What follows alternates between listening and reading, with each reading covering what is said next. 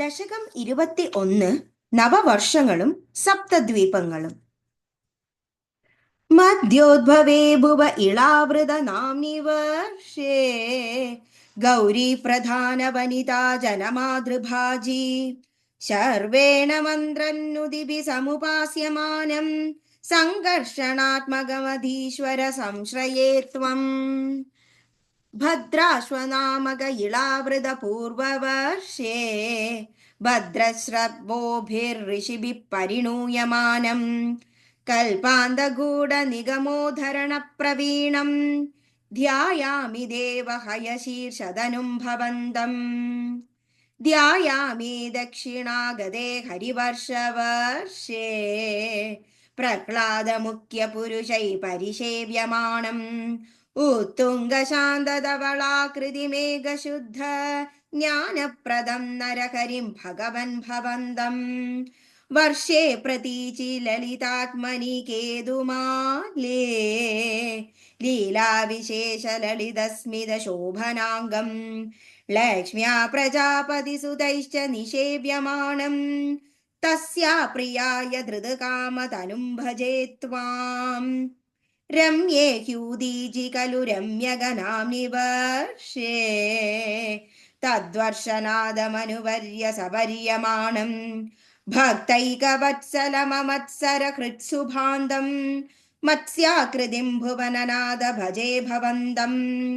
വർഷം ഹിരണ്മയ സമാഹ്വയമൗതരാഹം ആസീനമദ്രിധൃതി കർമ്മഠ കാമഠാംഗം സംസേവദേ പിതൃഗണ പ്രവരോര്യമായം തം ത്വാം ഭജാമി ഭഗവൻ പരചിന്മയാത്മൻ.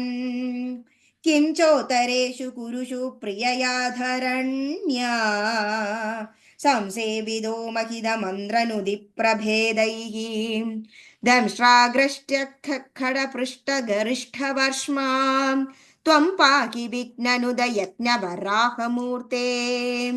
യാം യാം ദിശം ഭജതി കിം പുരുഷാഖ്യവർഷേ സംസേവിതോ ഹനുമതാ ദൃഢഭക്തിഭാജാം സീതാഭിരാമ പരമാദ്ഭുത രൂപശാലീ രാമാത്മക പരിലസൻ പരിപാഹി വിഷ്ണോ. ശ്രീനാരദേന സഖ ഭാരതഖണ്ഡമുഖ്യൈഃ ത്വം സാഖ്യയോഗനുദിഭിഃ സമുപാസ്യമാനഃ ആകൽപകാലമിഹ സാധുജനാഭിരക്ഷീ നാരായണോ നരസഖ പരിപാഹി ഭൂമൻ.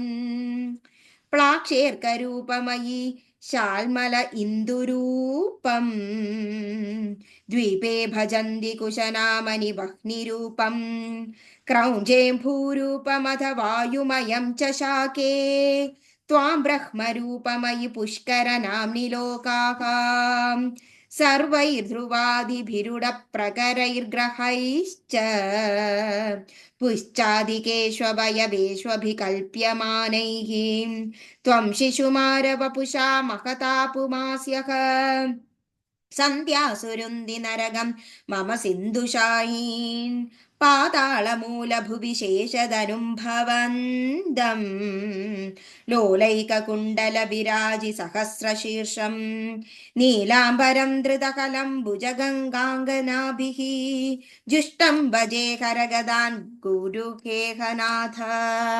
സർവത്ര ഗോവിന്ദനാമ സങ്കീർത്തനം. ഗോവിന്ദ ഗോവിന്ദ. നാരായണ അഖില ഗുരു ഭഗവൻ നമസ്തേ.